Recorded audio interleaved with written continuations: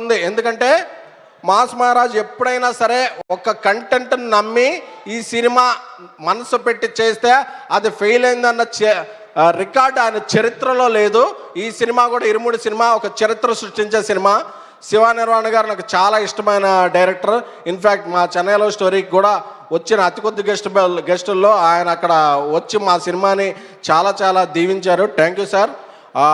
జీవి ప్రకాష్ గారు మా ప్రేమ కథా చిత్రం తమిళ్లో డార్లింగ్తో రీమేక్ చేసినప్పటి నుంచి ఆయనతో ఒక మంచి పరిచయం ఉంది. థ్యాంక్ యూ జీవి ప్రకాష్ గారు, ఎక్సలెంట్ ఇది ఇచ్చారు. సాయి కుమార్ గారు మీరు 50 ఏళ్ళు కాదు అంటే బాబాలు ఉంటారు చూసారా, మీరు 100, 150, 200 ఏళ్ళు వేసి అలాగా ఎప్పుడైనా సరే ఇప్పుడు 50 ఎలా చెప్పారో అప్పుడు 100 ఏళ్ళు అయిందని చెప్పుకోవాలని కోరుకుంటున్నానండి. ప్రియా గారు, అలాగే ఇండియాస్ బిగ్గెస్ట్ బ్యానర్ మైత్రి మూవీస్ వారు తీసే సినిమాలన్నీ కూడా చాలా వేరే స్థాయిలో ఉంటాయి. అంటే ఇక్కడే బుచ్చిబాబు గారు ఉన్నారు. పెద్ద సినిమా నుంచి ఇండస్ట్రీ అనేది ఒక రేంజ్లో ఉందంటే ప్రతి 2 వారాలకు బ్లాక్ బస్టర్ వస్తుంది, ప్రతి వారం 2 సినిమాలు ఆడుతున్నాయి. ఎవరో అన్నారు అప్పుడు థియేటర్లకు జనాలు రావట్లేదు, ఏం లేదు, మంచి సినిమాలు రాక వెయిట్ చేస్తున్నారు.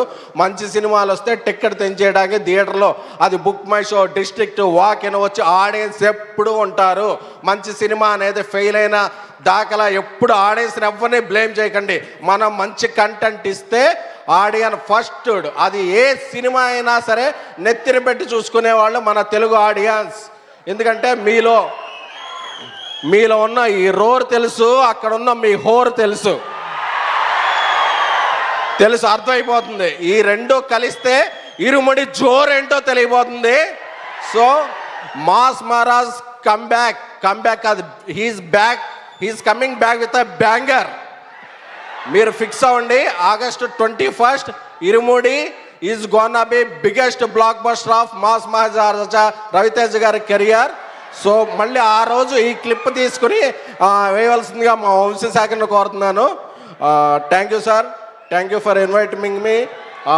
ఈ సినిమా గట్టిగా కొడుతున్నాం, మన మాస్ మహారాజుల అభిమానులందరికీ చెప్తున్నా, గట్టిగా కొడుతున్నాం. Thank you so much. And SKN గారు వేదిక మీద ఉండవలసిందిగా రిక్వెస్ట్ చేస్తున్నాం.